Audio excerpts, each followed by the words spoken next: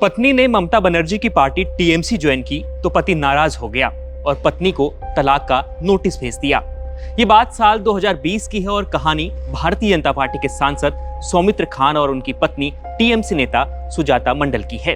ये दोनों अब इसलिए चर्चा में हैं क्योंकि आगामी लोकसभा चुनाव में यह दोनों एक दूसरे के खिलाफ चुनावी मैदान में होंगे। लोकसभा चुनाव के लिए तृणमूल कांग्रेस टीएमसी ने रविवार यानी कल अपने प्रत्याशियों की लिस्ट जारी की। इस लिस्ट में सुजाता मंडल का भी नाम था और सुजाता को उनके पूर्व पति सौमित्र खान के खिलाफ मैदान में उतारा गया। अब यह दोनों पश्चिम बंगाल के बांकुड़ा जिले की विष्णुपुर सीट से चुनाव लड़ेंगे।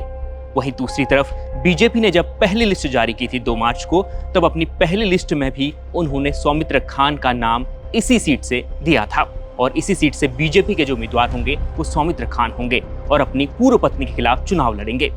अभी सौमित्र खान इस सीट से सांसद हैं, लेकिन उनका किला ढहाने के लिए ममता बनर्जी ने बड़ा दांव चला है। चलिए अब आपको तलाकशुदा इन पति पत्नी की कहानी बताते हैं, आखिर क्या हुआ था।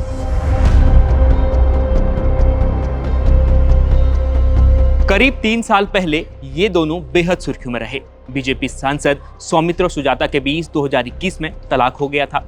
दोनों के अलग होने की कहानी भी राजनीति से जुड़ी हुई थी। पश्चिम बंगाल विधानसभा चुनाव से पहले सुजाता मंडल अपने पति के साथ भाजपा में ही थी, लेकिन फिर उन्होंने पार्टी छोड़ दी, जिस कारण सौमित्र नाराज हो गए और उन्होंने कैमरे पर ही ऐलान कर दिया था कि वो सुजाता से अलग हो रहे हैं।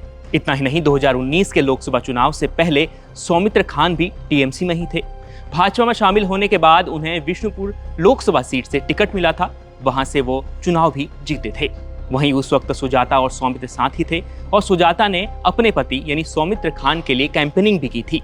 लेकिन जब दोनों का तलाक हुआ तो 2021 में टीएमसी ने सुजाता को पश्चिम बंगाल की आरामबाग से विधानसभा का टिकट दे दिया। हालांकि वह चुनाव हार गईं, लेकिन इस बार वह इसलिए मजबूत दिखाई दे रही है क्योंकि उनके सामने कोई और नहीं बल्कि उनके ही पूर्व पति हैं।